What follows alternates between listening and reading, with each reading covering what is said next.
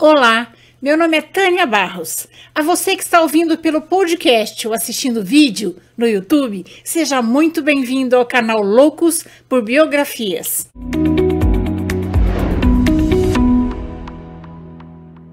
Hoje vamos conhecer um pouco da vida e da obra do grande mágico e ilusionista norte-americano Harry Houdini, nome artístico de Eric Wise. Ele é, sem dúvida, o mais famoso escapista e ilusionista da história. Todos que conheceram Houdini falam do seu sorriso. Ele sorria de orelha a orelha e fazia contato visual com sua plateia. Olhava para todo mundo antes de começar o show, irradiava confiança e coragem. Para aumentar o suspense, ele colocava um relógio imenso no palco. Uma de suas mágicas mais famosas era a metamorfose, que fazia com que sua assistente fosse colocada numa caixa trancada e em poucos segundos Houdini trocava de lugar com ela. Esse truque lhe valeu fama e fortuna. Logo, ele ampliou o seu repertório para incluir correntes, cordas penduradas em arranha-céus, camisa de força debaixo d'água e ter que prender a respiração e escapar de dentro de uma lata de leite selada também com água. Fez um enorme sucesso mundial. E até hoje, ninguém conseguiu descobrir seus truques por completo, mesmo depois de ter escrito boa parte dos seus truques em um livro. Alguns chegaram a duvidar que Houdini realmente existiu. Eric Wise nasceu no dia 24 de março de 1874 em Budapeste. Era judeu e filho de Cecília e do conhecido rabino Meir Samuel Weiss. Sua família imigrou para os Estados Unidos quando Eric estava com 4 anos. Seu pai era um homem muito culto e dedicado à esposa. Harry se referia à sua mãe como uma santa, um anjo, uma pessoa muito boa. Ele tinha 7 irmãos, mas se considerava muito diferente deles porque era mais laico do que religioso. O sobrenome original de sua família era Weiss, mas foi modificado para Wise para fugir da pronúncia alemã, porque no início do século XX já se pressentia o que viria a ser a perseguição ao povo judeu. Quando Eric estava com 7 anos, foi nadar no rio com seus irmãos e quase se afogou. Muitos dos seus números foram feitos embaixo d'água. Talvez essa experiência o tenha marcado tanto que ele tentou a vida inteira superá-la. Já com 9 anos, era trapezista nos eventos que seu pai organizava para a congregação. Gostava de ser chamado de Eric, o príncipe do ar. Mas seu pai foi banido da congregação por o acharem muito antiquado. E Eric teve que começar a trabalhar para ajudar. Fazia todo tipo de trabalho, foi perfurador de poços, fotógrafo, contorcionista, mas entre idas e vindas, nunca deixava de praticar sua paixão pelo trapézio. E logo ensaiava alguns truques de mágica. Foi também ferreiro, e nesse ofício, ele aprendeu os truques que mais tarde o transformariam no maior mágico ilusionista do mundo. Seu pai era totalmente contra.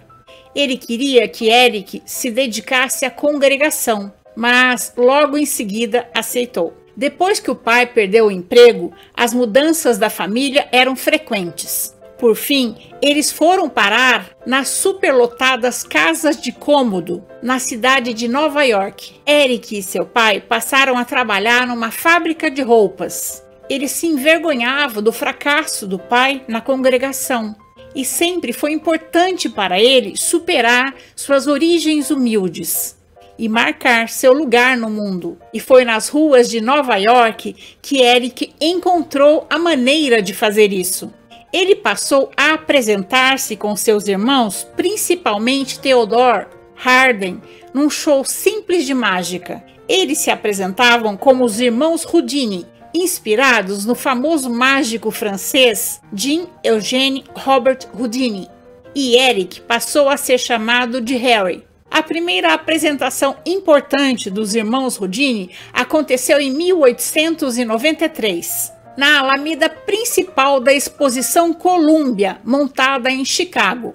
Harry logo descobriu que não faltava trabalho no show business, e foi nesse meio também que encontrou sua companheira de toda a vida, a jovem Beatrice Hunter, de 18 anos. Bess, como era chamada, era uma imigrante católica alemã extrovertida e alegre. Ela fazia parte de um grupo de cantores e bailarinas chamado de Vollow Sisters. Depois de 3 semanas de namoro, eles se casaram e Bess se tornou, além de sua esposa, sua assistente de palco. Batizados de o casal Houdini, eles apresentavam truques de mágica e desenvolveram um número de ilusionismo chamado A Metamorfose, em que levavam apenas cerca de 3 segundos para trocar de lugar de dentro de um baú. Bess tinha nascido para ser assistente de palco. Ela tinha apenas 1,5 metros e era muito flexível. Entrava e saía da caixa com muita facilidade. Se apresentavam como artistas de rua, em circos, trupes itinerantes, museus de excentricidades, ao lado da mulher barbada, homens muito altos. E como ganhavam pouco, nos intervalos vendiam tônicos milagrosos para poder sobreviver. Mas isso não deixava Harry feliz. Ele queria fazer seu show no teatro de Vaudeville, um gênero de entretenimento de variedades que predominou nos Estados Unidos e no Canadá de 1880 até mais ou menos 1930. Lá se pagava melhor e o ritmo de trabalho era menos intenso. O teatro de Tony Pastor, em Nova York, foi o primeiro palco em que Houdini se apresentou. Era o local certo para se estar naquele momento. Mas o casal Houdini estava numa posição ruim. Eles abriam o segundo ato, quando o público ainda estava se acomodando. No pouco tempo livre que lhe sobrava, Harry se dedicava a seu aprimoramento físico. Com apenas 1,67 m de altura, ele tinha um corpo todo musculoso e corria 16 km por dia. Quando estava com 62 anos, o pai de Houdini faleceu de câncer, fazendo com que o filho prometesse que nada faltaria à sua amada Cecília. Houdini já vinha batalhando há 6 anos. E ainda era conhecido como Harry dos museus de excentricidades. Ele já estava desanimado, pensando em deixar a mágica, mas teve que cumprir um contrato em Minneapolis. Quando se apresentou em Minneapolis, um importante agente do Vaudeville, chamado Martin Beck, foi assistir. Martin viu Harry apresentando o seu número com as algemas e ficou impressionado. Mandou um telegrama para Houdini dizendo que ele poderia estrear um espetáculo solo com seu número das algemas, ganhando $60 por semana. Esse telegrama mudou a vida de Harry. A atração agora não era mais apresentada como Harry e Bess, mas simplesmente como Houdini, o rei das algemas. Depois de 14 meses em turnê com Martin e Bess, Houdini já estava ganhando $400 por semana e seu nome já era famoso. Na virada do século, era importante que os artistas se apresentassem na Inglaterra, porque fazer sucesso lá contava mais. Então, no ano de 1900, Martin mandou Harry e Bess fazer uma curta turnê pela Inglaterra. Em Londres, Harry assombrou o público e foi chamado como o maior nome do entretenimento mundial. Harry e Bess decidiram ficar no exterior e se apresentar por toda a Europa. Quando Houdini chegava em uma cidade, ele dava um jeito de todos saberem. Ia até as prisões da cidade, se apresentava e convencia a polícia local a trancafiá-lo para que ele pudesse escapar. Tinha uma noção incrível de marketing. Levava cartazes nas suas viagens e contratava cerca de 20 pessoas do lugar para carregá-lo pelas ruas dizendo: Houdini escapou da prisão hoje, Houdini escapou da prisão. As fugas das prisões atraíam ainda mais a atenção porque ele se apresentava apenas usando uma sunga. Isso, na época, era uma ousadia sem tamanho, mas também as pessoas podiam ver que ele não tinha mais nenhum outro instrumento debaixo da roupa. Harry manipulava a imprensa com a mesma habilidade que manipulava os cadeados. Em 1904, ele promoveu um número seu no maior jornal de Londres, o Daily Mirror, e durante dias o jornal publicou matérias detalhadas sobre ele. Mas depois de 5 anos em constantes turnês, Harry começou a se cansar. Ele também se sentia muito culpado de deixar sua mãe sempre sozinha. E Bess também estava com vontade de parar de trabalhar por um tempo para ter filhos. Então, em 1905, Harry e Bess voltaram para casa. Ele tinha chego há quase 30 anos no porto de Nova York como Eric Weiss, um jovem imigrante húngaro. Agora ele voltava como um astro famoso. Harry já tinha uma renda de $2.000 por semana e comprou um casarão elegante no ponto mais valorizado da cidade e lá instalou sua irmã, um de seus irmãos e sua mãe. Harry ficou frustrado quando percebeu que ele e Bess não conseguiriam ter filhos. Sem conseguir criar uma família, Bess concentrou seu lado maternal em Harry. Ela estava sempre atrás dele, pedindo que colocasse o casaco, que não esquecesse de escovar os dentes, que usasse uma camisa limpa, porque Harry era desleixado. Ele tinha a aparência de alguém que não trocava a roupa há uma semana. Rudine amava sua mãe ao nível da idolatria, mas também amava Bess de maneira romântica. Dizia que seu amor por ela era abessoado. O relacionamento entre os dois tinha sempre um ar brincalhão. Harry deixava bilhetinhos de amor em lugares que ela pudesse encontrar durante o seu dia. Ele chamava sua mãe e sua esposa de minhas garotas. Ele era também muito narcisista, mandava fazer pijamas, carteiras, toalhas, papel de carta, até o ladrilho do seu banheiro tinha suas iniciais. Rudine tinha uma preocupação especial com a saúde, não fumava nem bebia e seguia uma dieta rígida. Como presidente da Sociedade de Mágicos Americanos, ele estava empenhado em manter os padrões profissionais e expor os artistas fraudulentos. Harry muitas vezes espionava seus métodos para poder submetê-los à humilhação em público. Tinha uma personalidade agradável, era uma pessoa fácil de lidar, mas como inimigo era implacável. Ele odiava os imitadores que o perturbavam desde o início da sua carreira e era rápido em processar qualquer um que imitasse suas manobras de fuga. Em 1908, ele deixou as algemas um pouco de lado e começou a apresentar um novo número, chamado Desafio Aberto. O mágico oferecia $1.000 a qualquer pessoa capaz de criar um dispositivo capaz de prendê-lo. Esse foi um outro golpe de gênio. Certa vez, ele foi a Milwaukee e um fabricante de pianos o desafiou a escapar de dentro de um piano com a tampa pregada. E, é claro, para o delírio do público, ele escapou.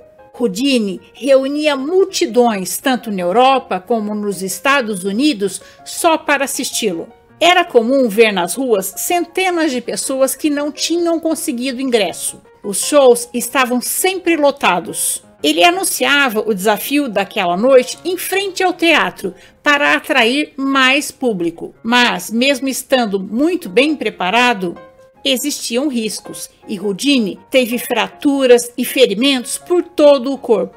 Um dos incidentes mais graves aconteceu em Pittsburgh, em um número com cordas. Ele pediu que estivadores fossem ao palco amarrá-lo bem. Eles amarraram tão forte a corda que, para soltá-la, Harry teve uma ruptura nos rins e passou uma semana urinando sangue. Os truques de Rudine envolviam muita dor e ele era fascinado por mutilações. Guardava uma coleção de fotos horripilantes, com imagens de prisioneiros decapitados na Ásia. Também tinha fascínio pela loucura e chegou a visitar sanatórios.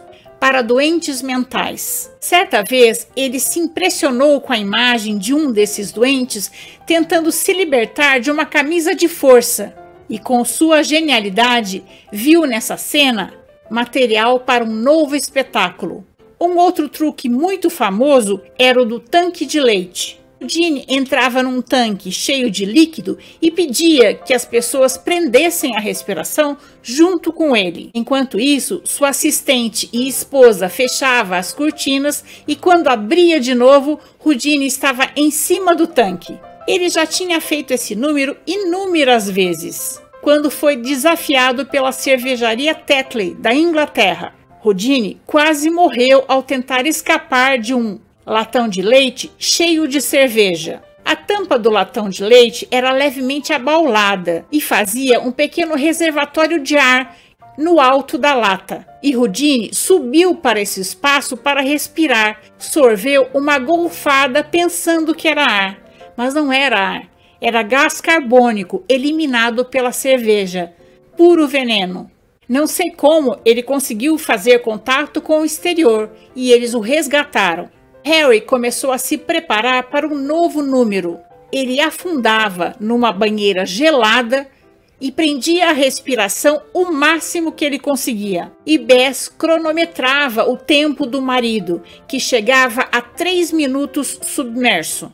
Então, aos 33 anos, Houdini começou a se apresentar ao ar livre e em águas perigosas. Em Nova York, ele montou um dos maiores espetáculos que a cidade já viu. Ele foi algemado, preso em um caixote lacrado e mergulhado nas águas do rio Hudson River. Uma multidão de 100 mil pessoas se debruçava para vê-lo. Sua ousadia e determinação fascinava as pessoas. Mesmo em seus números mais arriscados, Harry fazia questão da presença da mãe. E depois anotava em seu diário: "Mamãe me viu saltar." Em 1910, Harry comprou um avião e levou-o para a Austrália, onde faria um audacioso voo de 3 minutos. Ele não era um sujeito que precisasse se preocupar em ser esquecido, mas parece que não sabia disso e chegou a escrever: "Mesmo que a história se esqueça de Houdini, o rei das algemas, ela há de registrar meu nome como o primeiro homem a voar sobre as terras da Austrália." O pior dia na vida de Houdini foi quando sua mãe faleceu. Ele recebeu a notícia quando estava em uma turnê pela Escandinávia e desmaiou. Harry cancelou a turnê, voltou para casa e por semanas só saía para visitar o túmulo da mãe. Ele também mandou encadernar as cartas que recebia da mãe para que pudesse lê-las até de madrugada. Nessa época, teve um breve caso com a viúva de Jack London, ambos tomados com a dor da perda, mas logo se deu conta de que aquilo estava errado. Em um dia frio de inverno, Houdini, que já passava dos seus 40 anos, apresentou seu número mais desgastante fisicamente e o apogeu do seu trabalho: a Câmara Chinesa de Tortura com Água.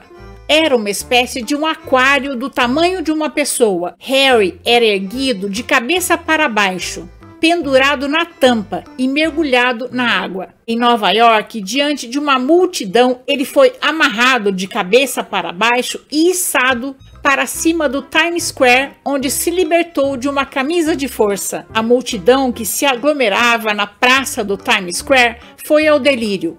Em 1918, Houdini já havia se tornado um ícone da cultura local. Chegou a ser criada uma palavra em inglês, houdinice, que queria dizer libertar-se de lugares apertados. Perto dos anos 20, o cinema estava crescendo e já era uma ameaça para os espetáculos do vaudeville. Houdini, percebendo que sua carreira no palco poderia terminar, passou a considerar importante também fazer sucesso nas telas do cinema. A primeira tentativa de Houdini no cinema foi uma série com 15 episódios, chamada Master Mystery. Durante um tempo, a vida em Hollywood foi boa. Harry e Bess gostaram de passar um tempo no mesmo lugar, depois de tantos anos sempre viajando em turnês. Mas ele se mostrou um péssimo ator.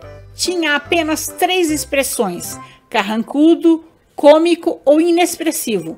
fracassou nas telas e voltou para casa. Harry queria ser respeitado pelas pessoas que ele respeitava. Sempre quis ser um homem culto como seu pai e tentou se transformar num intelectual. Reuniu uma das maiores bibliotecas sobre teatro do mundo. Escreveu livros sobre mágica e cultivou amizades com escritores eminentes, como Jack London e Sir Arthur Conan Doyle, o criador de Sherlock Holmes. Quando completaram 25 anos de casados, Houdini escreveu um bilhetinho apaixonado para Bess. Nós passamos fome e conquistamos o estrelado juntos. Eu amo você e sei que você me ama. Serei seu até o fim dos meus dias e mais além. Com os milhões de mortos deixados pelo fim da Primeira Guerra Mundial, um novo movimento religioso começou a surgir, o Espiritismo,